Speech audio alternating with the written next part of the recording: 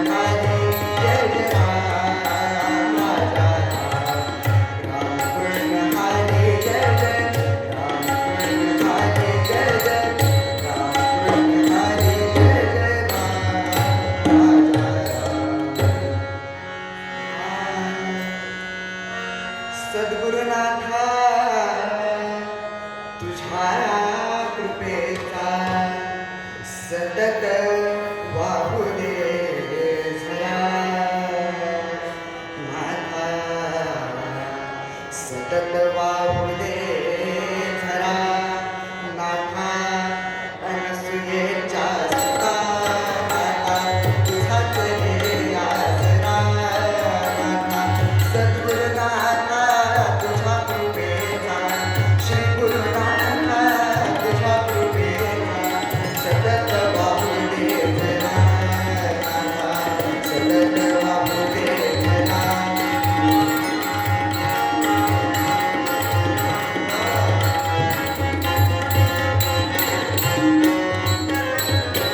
विप्रवेश घरी गुरु तुम्ही अत्री खरे राधा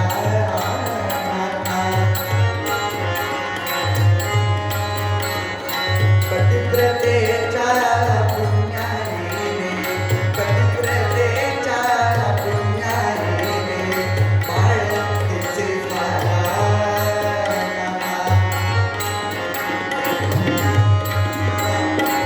भक्तांसाठी जन्मही तुमचा भक्तांसाठी जन्मही तुमचा भक्ता उद्धारा सद्गुरुनाथा तुझ्या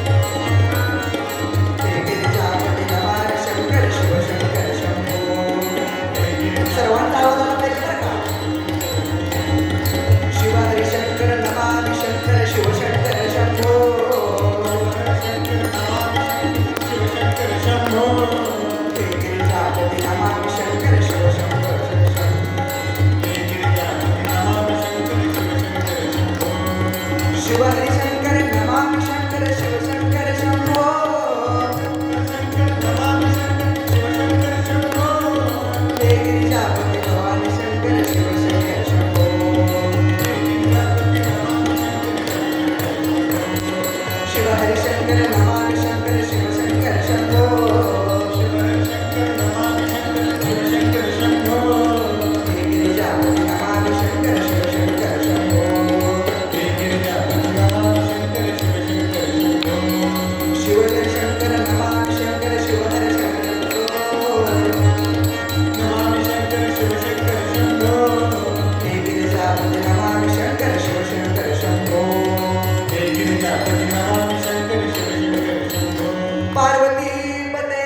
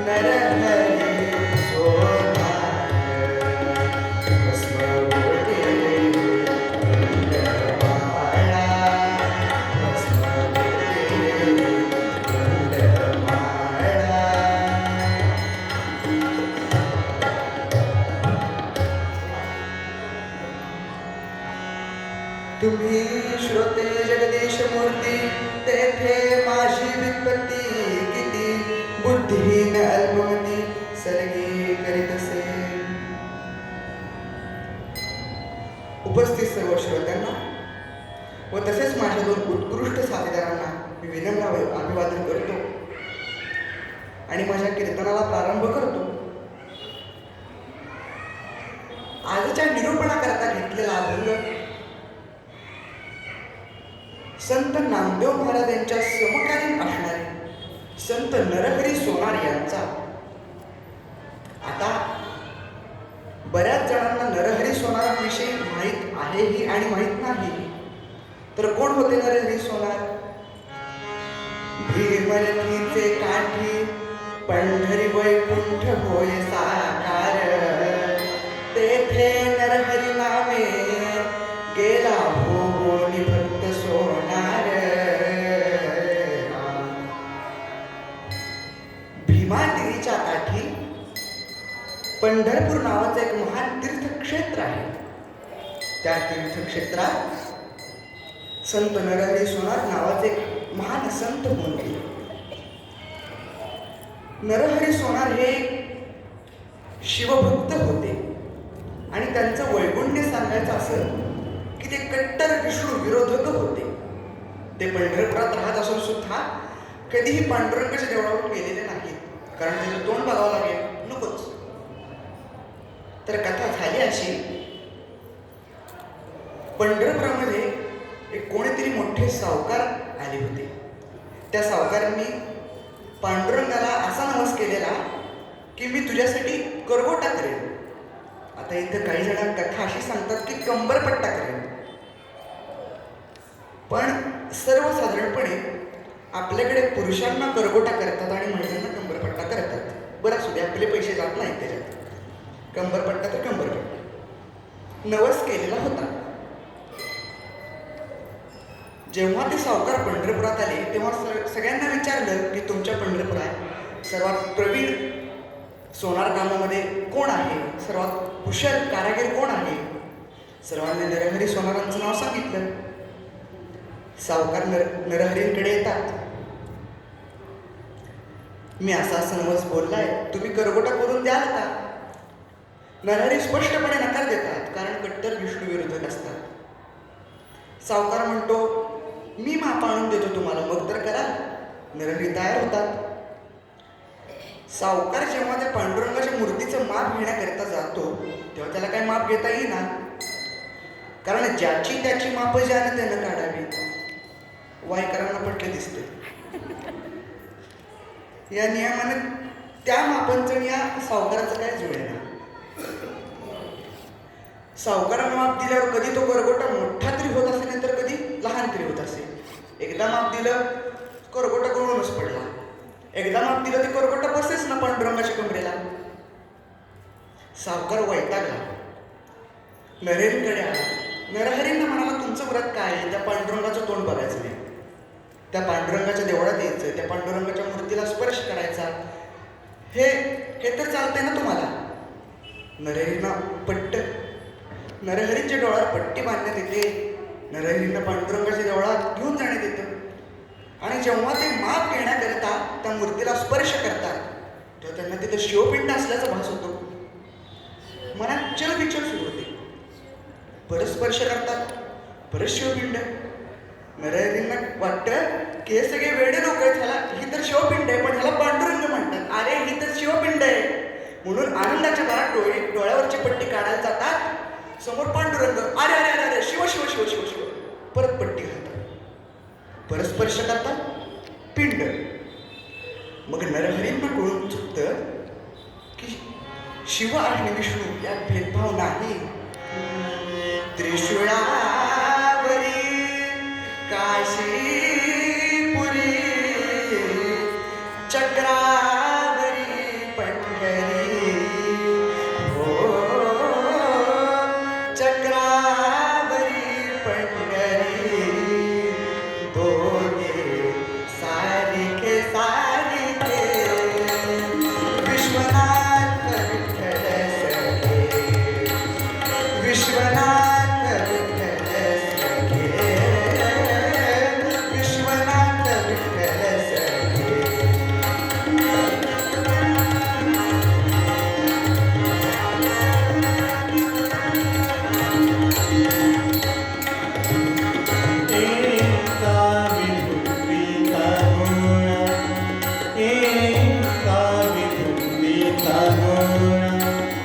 एका कस्तुरीचा टिया,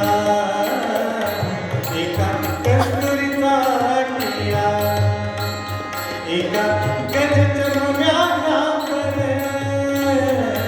एका गजचर्म्यावर, एका भरजरी पितावर, एका भरजरी पितावर, दोन्ही सारिके सारिके विश्वनाथ विश्वनाथ विश्वनाथ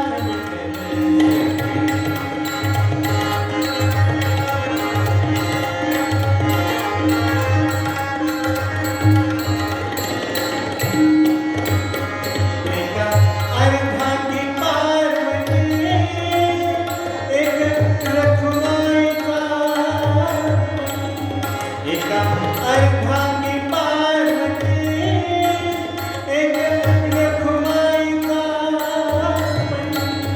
एका जयनाथनी हरिहरा, एका जयनाथनी हरिहरा, एका वेलांटीचा वेला, एका वेलांटीचा वेला, दोन्ही सारिके सारिके विश्वनाथ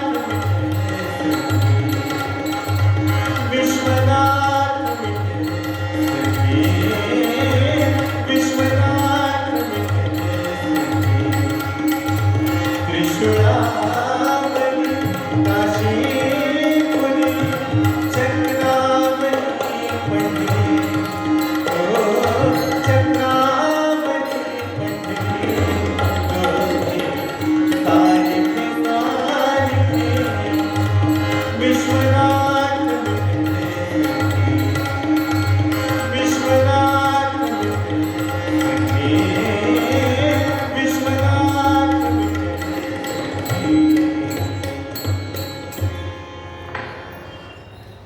नामा म्हणे असती शिवविष्णू एक, असा तो विवेक आत्माला.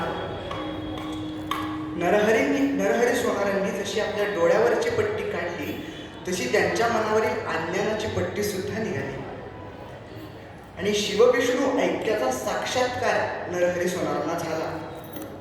आणि अशा नरहरी सोनारांचा अभंग आज आपण पूर्वरंगाकरिता घेतलेला आहे. नरहरी सोनार आपल्या अभंगात सांगतात, भस्मवटी रुंड माळा, हाती त्रिशूळ, नेत्री ज्वाळा, गजत चर्म व्याघ्रांबर, कंठी वासुकीचा हार, भूते बेताळ नाचती हर्षयुक्त उमापती, आणि सर्व सुखाचे आगर म्हणे नरहरी सोनार. पुंडलिक वरदे श्री ज्ञानदेव पंढरीनाथ भगवान की, पार्वती पते. एकेका शब्दाचा अर्थ लक्षात घेऊ. भस्मवटी रुंड माळा, भगवान शंकरांनी आपल्या अंगाला ओटी लावलेली आहे. ओटी हा शब्द अंगावर लावण्याच्या गोष्टीचा असतो आणि सर्वसाधारणपणे पदरात देतात त्याला ओटी असं म्हणतात. त्यामुळे उ आणि ओ या दोन अक्षरातील फरक आपण नीट लक्षात घेतला पाहिजे. नाहीतर गणपतीची आरती म्हणताना चंदनाची ओटी गणपतीला, आता त्या गणपतीला चंदनाची ओटी भरायला आपण मागे पुढे बघणार नाही. त्यापेक्षा आपण जे काय म्हणतोय त्याचा अर्थ लक्षात घेऊ. भगवान शंकरांनी आपल्या अंगाला ओटी लावली. कशाची ओटी? तर चिताभस्माची ओटी लावली. आणि गळ्यात कशाच्या माळा आहेत? रुंड माळा. रुंड म्हणजे कवट्या.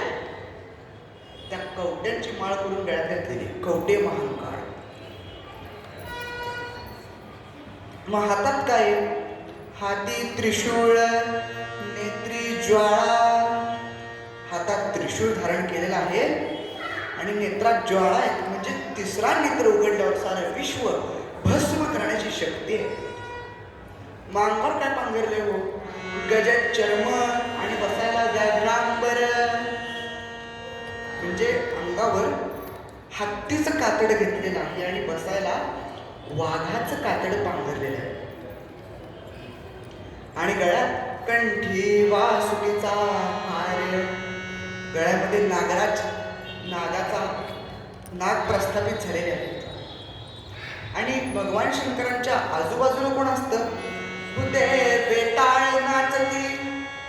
काय वर्णन आहे वा. भूतन बेताळ आजूबाजूला नसतात. माझ्या मित्राला एक प्रश्न पडलेला बरं का.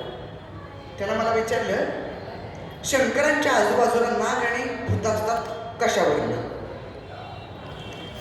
तर मी त्याला म्हटलं, आम्ही संतांवर विश्वास ठेवतो, तो खरा आमचा पुरावा, आणि तू जर विश्वास ठेवत नसशील तर तुला पुरावा. जय जय रघुवीर समर्थ. पण जाऊ दे, तुला तुझ्या भाषेत समजून सांगितलं पाहिजे. त्याला म्हटलं, आपलं भूगोलाचं पुस्तक काढलं. त्या भूगोलाच्या पुस्तकात भारताचा नकाशा काढला.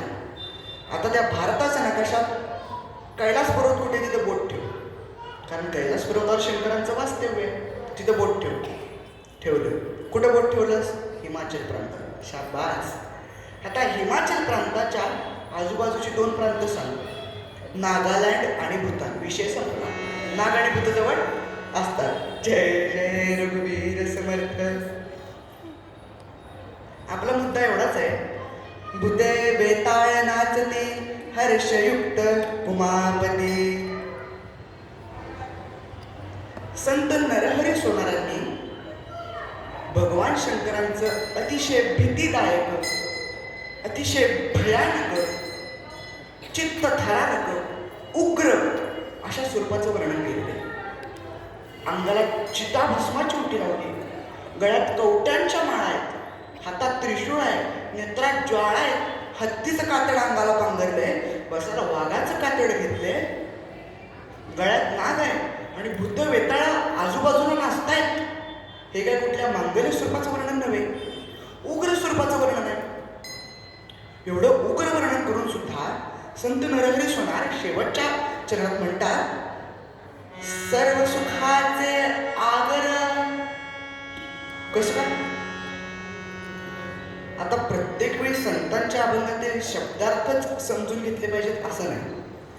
त्या अभंगातलं तत्व लक्षात घेणं हे त्याच्यापेक्षा महत्वाचं असतं. एवढ्या उग्र स्वरूपाचं वर्णन करून सुद्धा ते शेवटच्या चरणात म्हणतात, सर्व सुखाचे आगर. कसं काय? कारण नरहरींना सांगायचंय की कोणतीही गोष्टी उग्रता आणल्याशिवाय त्याला पूर्णत्व नाही. अभ्यास असो, रियाज असो, व्यायाम असो, कुठल्याही गोष्टीची तपश्चर्या असो, उपासना असो, त्या गोष्टीत थोडी का होईना उग्रता असलीच पाहिजे.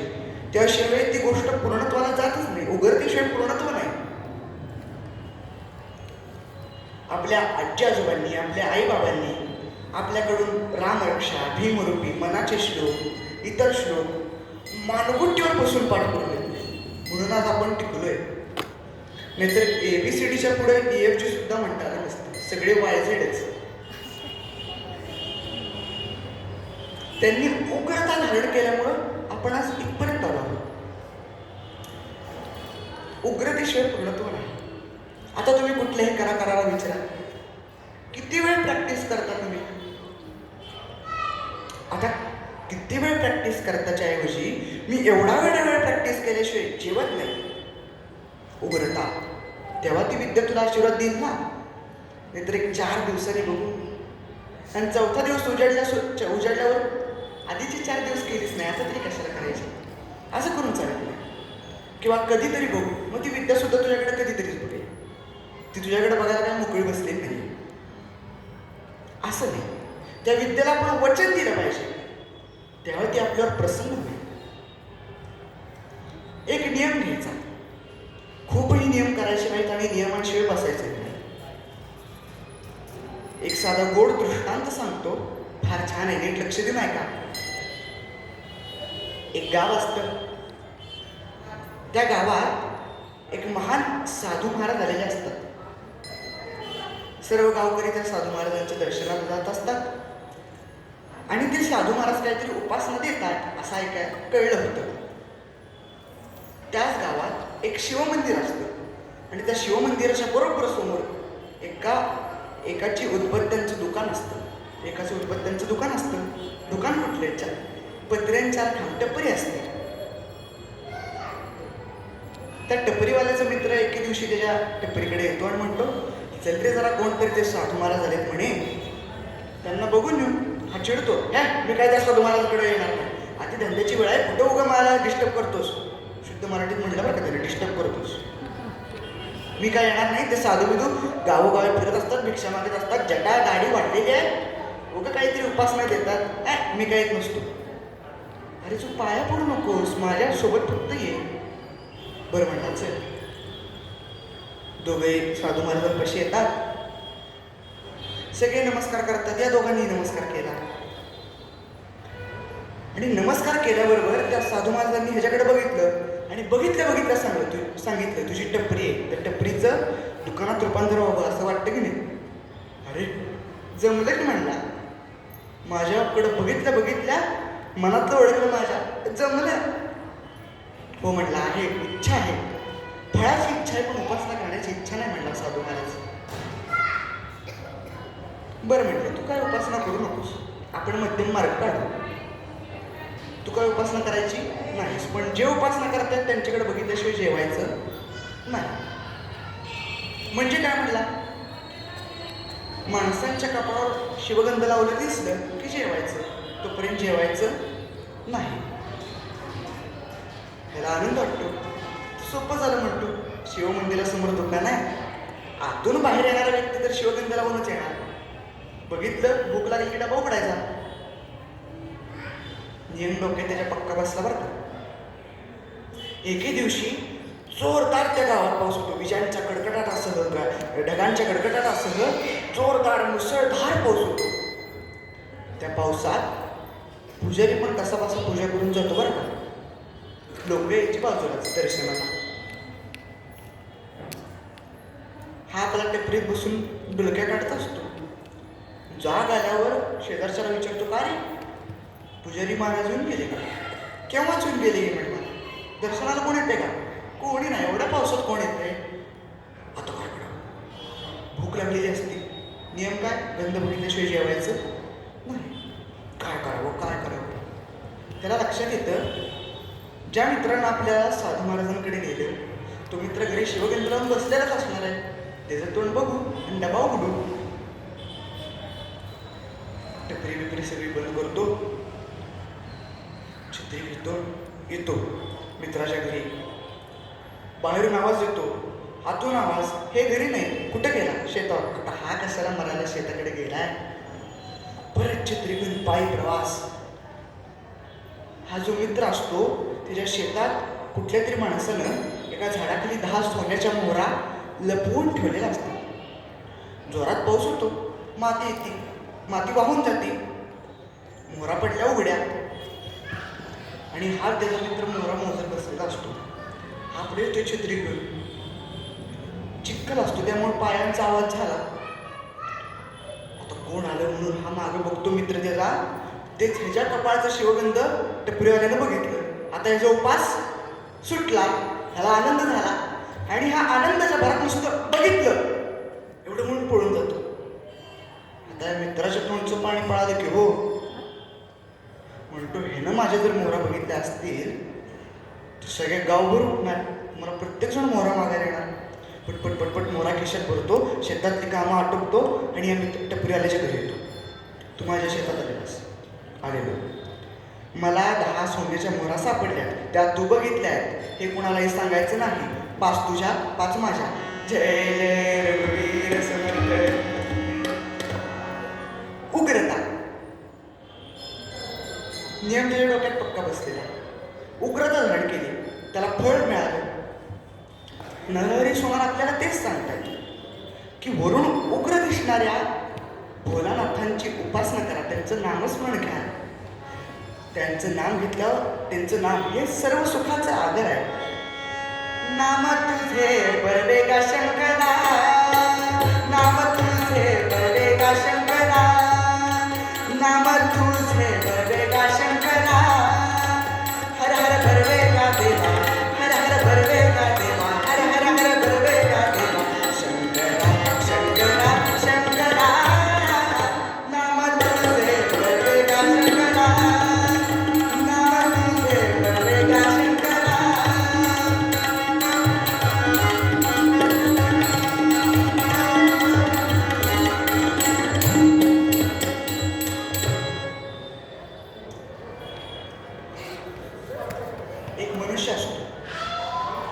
तो आजाराने फार गांजलेला असतो. डॉक्टरांनी सांगितलं असतं की आता हा काही क्षणात मरण पावणार आहे. हे एकदा सर्वजण जमा होतात, मुलं येतात, नातेवाईक येतात, आजूबाजूचे येतात. सर्वजण थोडा थोडा वेळ त्यांच्यापाशी बसू लागतात, बोलू लागतात. आणि जसं त्या वृद्ध व्यक्तींचे शेवटचे क्षण जवळ लागतात तसं तसं त्यांच्या मुखातून शब्द फुटू लागतात, वाके वाके. सर्वांना वाटतं अंगात त्राण नाही म्हणून वासुदेव केशवच्या ऐवजी वाके वाके म्हणतात. पण जसं जसं त्या वृद्ध व्यक्तींना कळू लागतं की आपण जे बोलतोय ते समोरच्याला कळेना, तसं तसं आपल्या अंगातील प्राण कुठून आणला आणि म्हणाले, अरे वासरू केरसुणी खाताय, जय जय रघुवीर समर्थ. बघा मंडळी, माणूस धड पडेपर्यंत संसारासाठी धडपड करतो. नळहरी सोनार म्हणतात, भगवान शंकरांच्या नामात रममाण झालेल्या माणसाला कुठली सुखदुःख येत नाही, ते सर्व सुखाचं आगर आहे. म्हणून नरहरी सोनार मूळ पद्यात सांगतात, भस्म उडते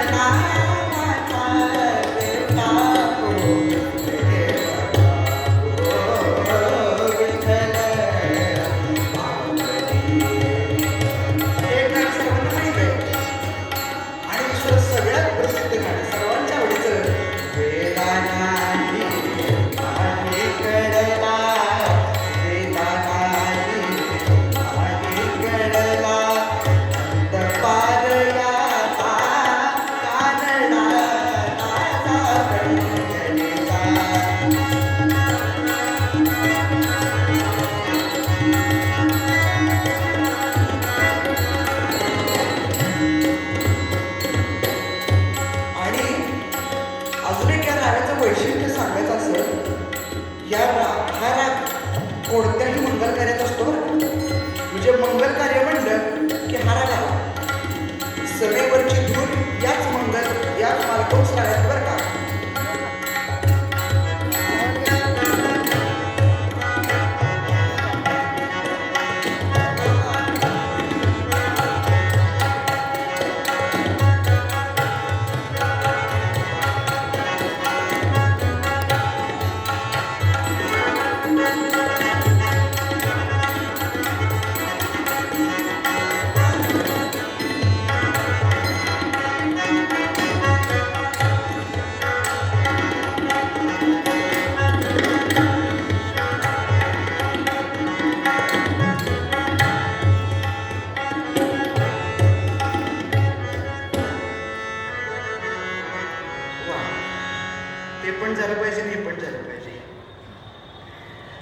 मोठ्या आवाजात गजर करू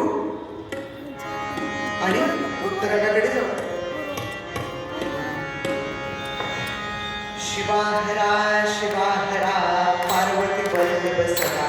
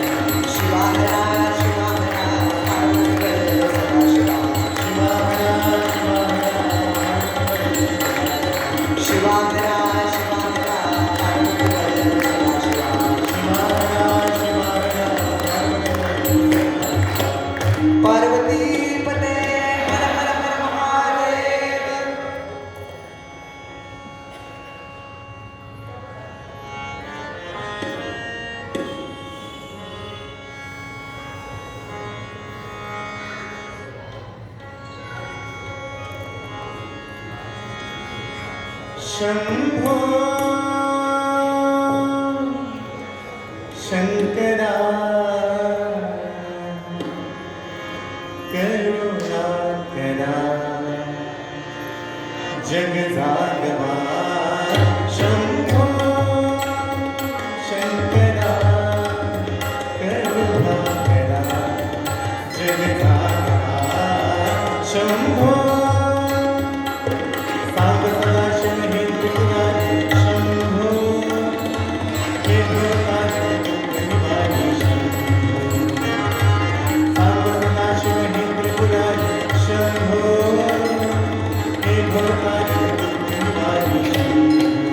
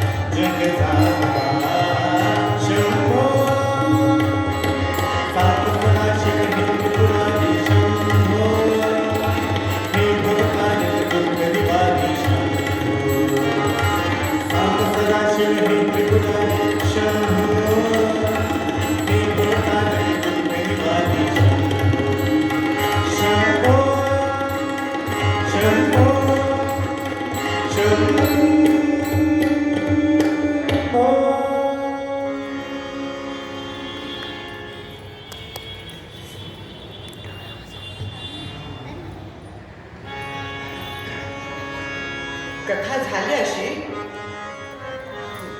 शिव सांब सांब सांब सांब वद वद वद रसने शिव सांब सांब सांब सांब वद वद वद रसने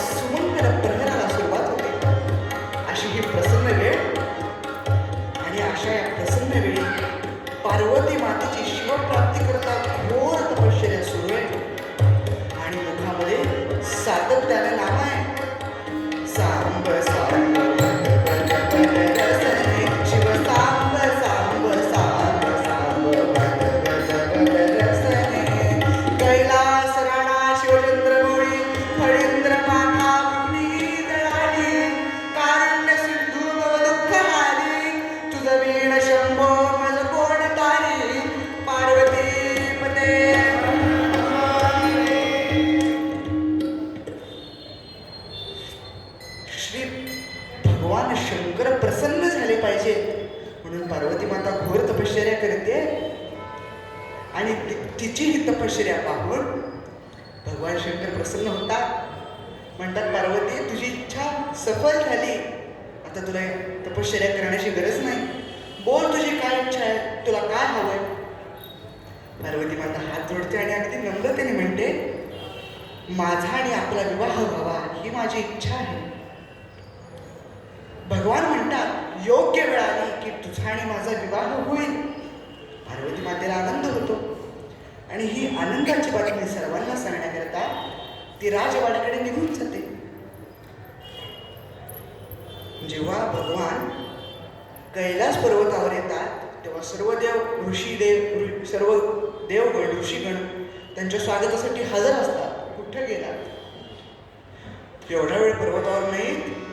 नंदी महाराजांना विचारतात, कुठे गेले? तुला घेतल्याशिवाय तर कुठे जात नाहीत ना. नंदी म्हणतात, मला न घेता गेले म्हणजे काहीतरी स्पेशल काम असणार. थोड्या वेळाने भगवान पर्वतावर येतात. सर्व देव त्यांच्या स्वागतासाठी. शंकरांनी ओळखलं, काय काम आहे का माझ्याकडं? सर्व देव म्हणतात, हो आमचं काम आणलं ना तुमच्याकडे. कसलं काम? तारकासुर बहुपीडा करी. अहो तो तारकासुर नावाचा राक्षस उन्मत्त झालाय ना, त्याचा नाश कोण करणार? असं का? त्याचा नाश होईल ना, पण तो माझ्या हातून नाही. मग पुत्र बदल त्याला. तुमचा मुलगा इथं अजून लग्नाचा पत्ता नाही आणि मुलगा कसा काय? बरं लग्न झालं तरी पहिला मुलगाच व्हायला पाहिजे, नाहीतर आमची पुण्यतिथी म्हणाली. भगवान म्हणतात, आता मला एक सांगा, तुम्ही सर्व देवांनी आपापली लग्न लावून घेतली, मी काय तुमच्या युनियनच्या बाहेर होतो का? जर तुम्हाला त्या राक्षसाचा नाश व्हावा असं वाटत असेल तर करिता मम लग्न सत्वरी जुळवा. देव विचारतात, अहो पण मुलगी कोण देणार? त्यांनी काय विचारलं तर गाड्या आहेत का, फ्लॅट आहेत का, बँक बॅलन्स किती आहे, आम्ही काय सांगावं? भगवान म्हणतात, तुम्ही आमचं तसं जुळलंच आहे, फक्त तुम्ही टेकू तर लावा ना. कोण मुलगी? भगवान सांगतात, मेनाका प्रांता जाया मागावी जैसी सुंदरी मिळवा. राम राम हरे हरे राम राम राम राम सीतापते राम राम राम राम रघुत्तमा राम हरे राम राम राम हरे हरे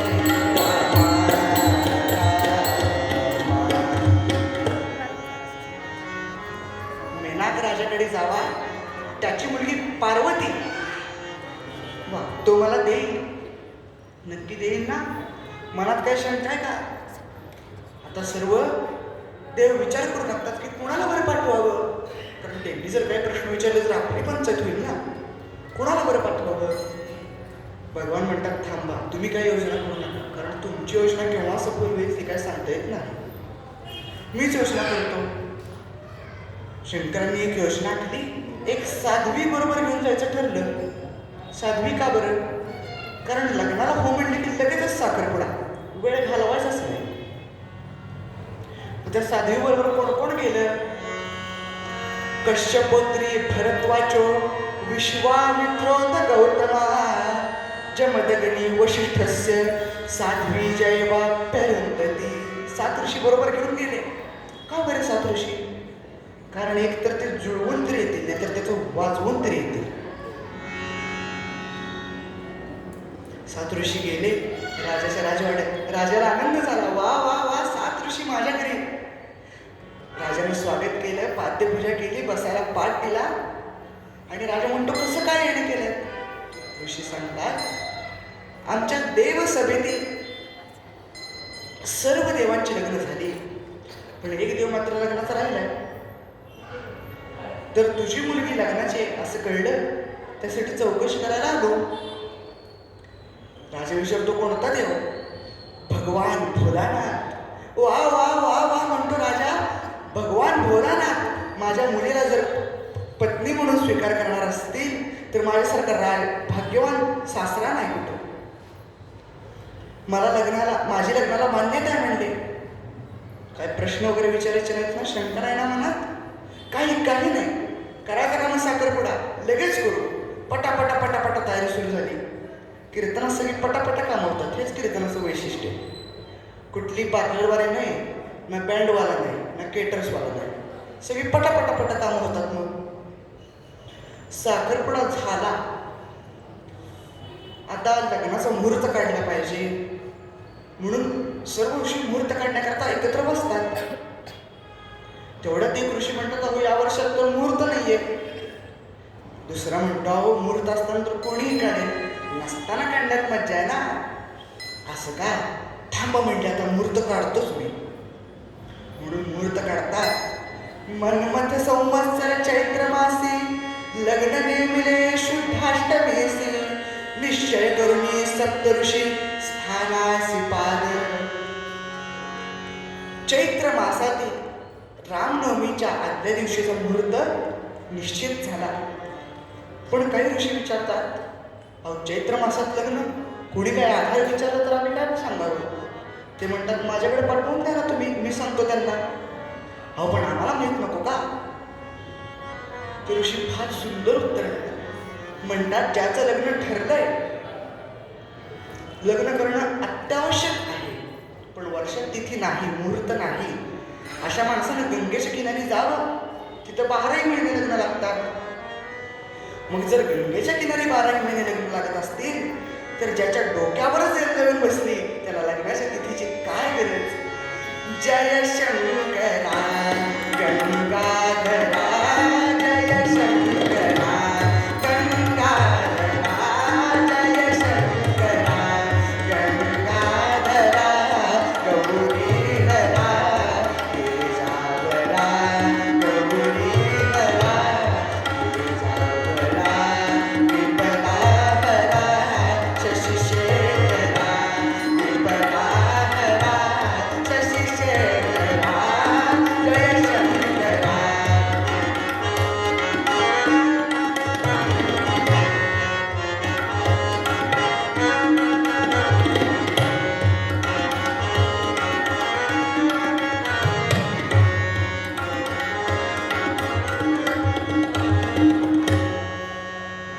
असा मुहूर्त निश्चित केला. सर्वजण म्हणतात, वा वा वा, लग्न जमवलं तुम्ही. आणि हा मुहूर्त सर्व ऋषी भगवान शंकरांना सांगण्याकरता येतात की असा असा मुहूर्त ठरलाय. आता भगवान शंकरांनी किमान असं म्हणायला पाहिजे होतं की तुम्ही माझा एवढा साखरपुडा केला, लग्न जमवलं, लग्नाचा मुहूर्त सुद्धा काढला, तुम्ही लग्नाला आलं पाहिजे. पण भगवान म्हणजे येता तर या, नंतर जाता तर जा. पण मुहूर्त काढल्यावर शंकर आनंदित झाले. असं लग्न ठरल्या सगळेच नवरे आनंदित होतात, पण लग्नानंतरचं काही मी सांगू शकत नाही. जय जय रघुवीर समर्थ. समोर नंदी हे आनंदी. लग्नाचा मुहूर्त ठरला आणि वधू पक्षाकडील मंडळींनी लगेच तयारी सुरू केली. आकाशाशी स्पर्धा करणारा मंडप घातलाय, लग्न झालं.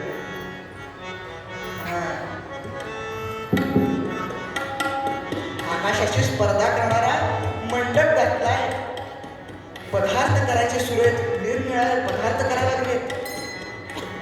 अशी जय्यत तयारी सुरू आहे. पण मात्र इकडे काहीच तयारी नाही. मग नंदी महाराजांना जरा हे जाणवतं की लग्न घर आहे, पण काहीच तयारी सुरू नाही. नंदी महाराज भगवान शंकरांकडे येतात, हात जोडतात आणि म्हणतात, अहो तुमचं लग्न आहे, लग्नाला वराडी नकोत का? शंकर म्हणतात, अहो नंदी, माझ्या आजूबाजूला नेहमी कोण असतं? वरहाडी, ज्यांची हाडं वर आली ते. अहो अशी न्यूज चालत नाही तो लग्नाला, चांगली लोक न्यावी लागतात. असं का? मग तुम्ही सर्व देवांना आमंत्रण देऊन या बरं. नंदीसी पाठवी शिव आमंत्रण द्यावयासी अमरासी. त्रिदशासह इंद्र निघे, लक्ष्मी सह विष्णू खे खगे जासी राम. इंद्र दरबारात नंदी महाराज येतात आणि म्हणतात, भगवान शंकरांचं लग्न ठरलंय. लग्नाला तुम्ही आलं पाहिजे. तुम्हाला आग्रहाचं आमंत्रण आहे. तिकडची पार्टी चांगली तगडी आहे एवढं कळायचा अवकाश. वराड्यांची रांगच. इंद्र दरबार झाला, आता महाविष्णू झाले, ब्रह्मदेव झाले, सर्वांना आमंत्रण देऊन झाले. आता मुख्य ठिकाणी आले यमाजी भास्कर. आपल्या धनाचं लग्न आहे, लग्नाला आलं पाहिजे. यमराज म्हणतात मी कसे येऊन चालेल, माझ्या कोर्ट कचेऱ्या सुरू असतात. नंदी म्हणतात थांबा, सर्वांना सांगा 2 दिवस मरायचं नाही, पण तुम्ही लग्नालाही आलंच पाहिजे. सर्वांना आमंत्रण देऊन होतं. आणि लग्नाच्या दिवशी वराडी वरात घेऊन निघतात.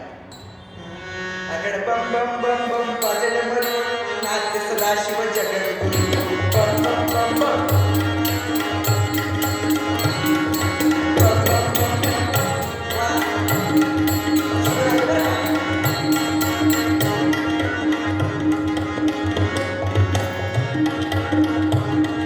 वराड निघते. सुरुवात देऊन नटून पेटून वराती देतात.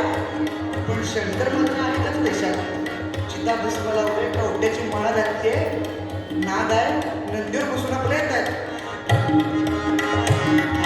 बम बम बम बम वाजलं मरून नाच सदाशिव जगद्गुरू. बम बम बम बम वाजलं मरून नाच सदाशिव जगद्गुरू. हे आपलं आहे का नाही असं देतात. निम्म्या रस्त्यात वराड आली असेल, वरात आली असेल आणि महर्षी नारदांची स्वारी देते येते. नारायण नारायण नारायण नारायण रमा रमणा नारायण रमा रमणा मधुसूदन आले मन मोहना मधुसूदन आले मन मोहना करुणागना हरे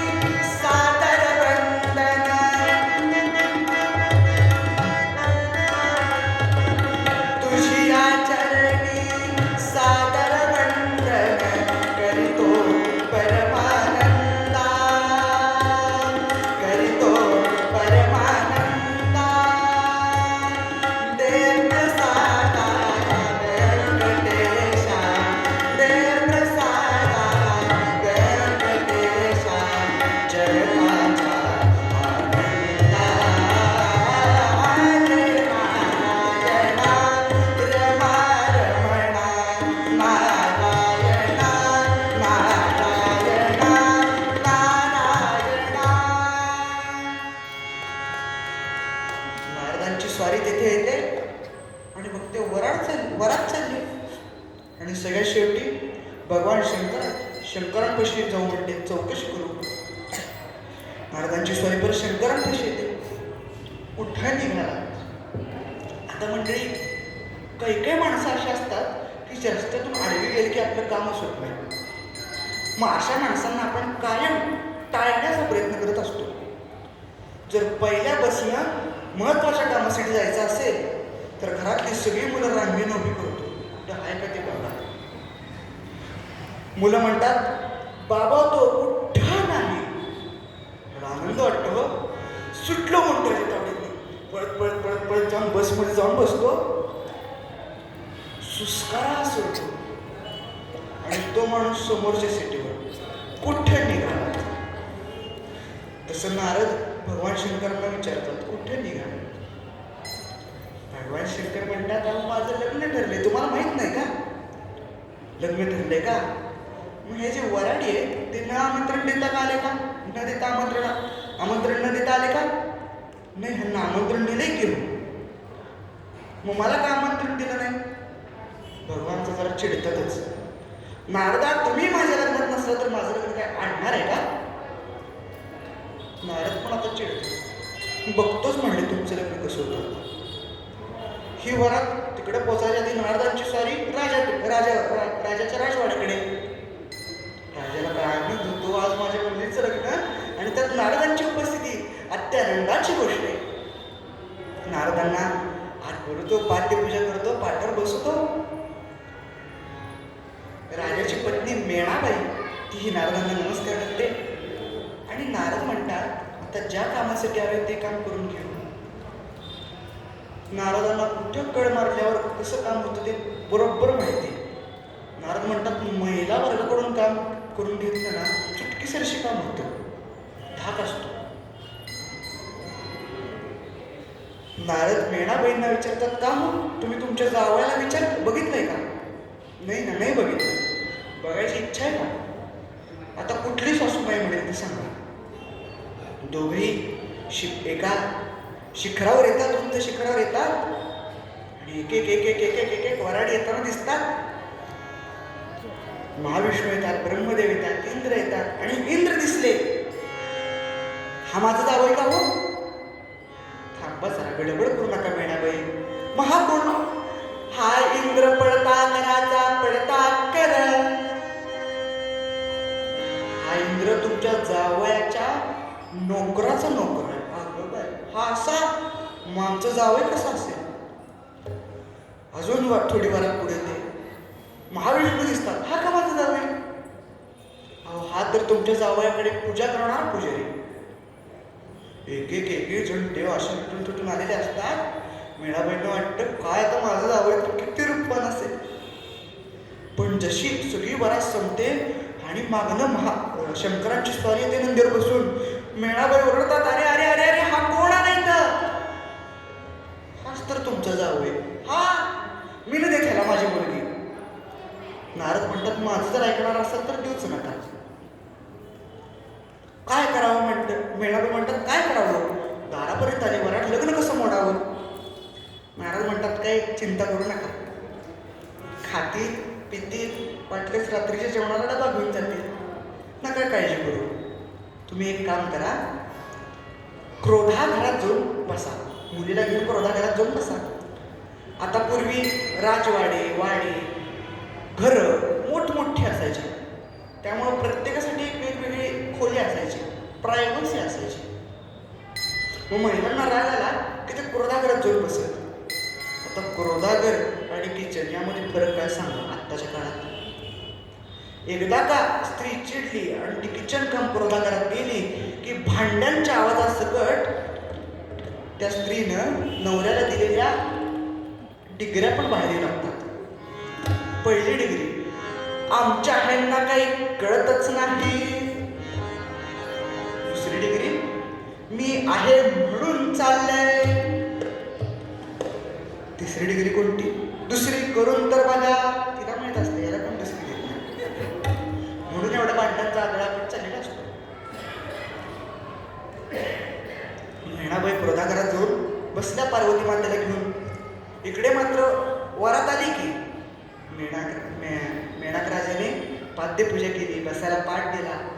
वेलकम ड्रिंक दिलं. शुद्ध मराठीत सांगितलं ना वेलकम ड्रिंक दिलं. आणि जरा वरपक्षातील महिलांकडे चर्चा सुरू झाली. मुलीची आई दिसेना मुलगी दिसेना. वधू पक्षातील महिला म्हणतात मुलीच्या आईला लग्न आहे मान्य नाही. हे काय लग्न होणार नाही. तुम्ही खा प्या डबा घेऊन जावा पण हे लग्न काय होणार नाही.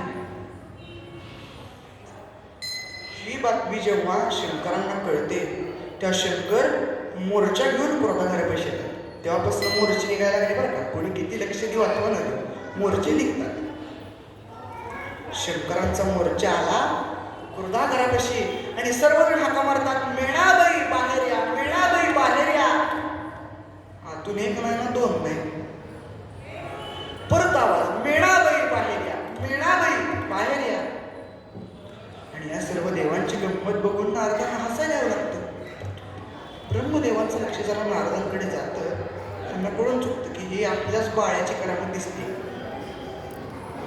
नारदांचं कान पकडतात आणि क्रोधागाराच्या दरवाजापाशी आणतात ब्रह्मदेव त्यांना. म्हणतात, नारदा हाक मार.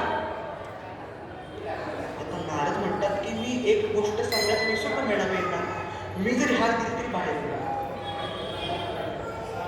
देताय ना नारद हाक. मेणाबाई अजून आवाज, येऊ का बाहेर? हो या ना. मेणाबाई बाहेर येतात. नारदांना ब्रह्मदेव उचलून शंकरांपाशी आणतात. या बाळाची काहीतरी व्यवस्था करा, त्याशिवाय तुमचं लग्न काय होत नाही. भगवान शंकर हात जोडतात, म्हणतात, नारद तुम्ही माझ्या लग्नात असलं पाहिजे. तुमची अनुपस्थिती कशी बरं चालेल माझ्या लग्नात? तुमच्याशिवाय माझं लग्न होईल का? मगाशी काय मिळले ना आत्ता काय मिळले? नारद म्हणतात, अबाय पहाडकी नीचे. नारद जरा मेणाबाईंना समजवतात की भगवान शंकरांचं वस्त्र अलंकारांनी सजलेलं रूप तुम्ही बघा, मग नका बघा. आणि इकडं सर्व देव शंकरांना समजवतात की तुमचाच लग्न आहे, तुम्ही अशा रूपात लग्नाला आलाय, आणि वस्त्र अलंकारांनी सजलेलं रूप सगळ्यांना बघू द्या. आणि शंकर म्हणजे काय, सर्व जगताचा पालन करतात. चुटकीसरशी रूप बदललं, वस्त्र अलंकारांनी सजलेलं रूप मेणाबाईंनी बघितलं आणि डोळ्यातून अश्रू यायला लागले. म्हणते, असा जावई माझ्या मुलीला मिळणार आहे, माझ्या मुलीचं किती भाग्य. मेणाबाईंनी होकार दिला आणि त्या ठिकाणी शंकर पार्वतीचा विवाह झाला. पार्वती पते हर हर हर महादेव. सर्वत्र आनंदी आनंद.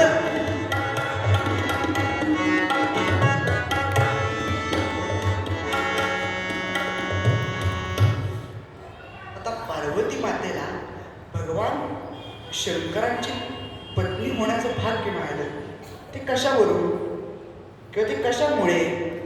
कारण पार्वती मातेनं शंकरांची घोर तपश्चर्या केली. तिने शंकरांच्या नामस्मरणातच सर्व सुख आहे असं तिला कळालं. त्यामुळं नरहरी सोनार मूळ पद्धत सांगतायत, सर्व सुखाचे आगर म्हणे नरहरी सोनार, म्हणे नरहरी सोनार.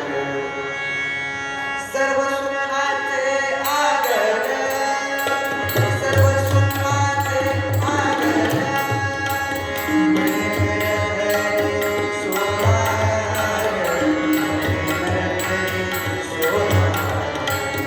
सर्व सुखाचे आगर. झालेली कीर्तन सेवा शंकरांच्या पायापाशी अर्पण करतो. काही ज्या चांगल्या गोष्टी असतील त्या तुमच्या, ज्या काही चुका झाल्या असतील त्या माझ्या, सर्वांना नमस्कार करतो आणि कीर्तनाचा शेवट करतो. आभार मानतो.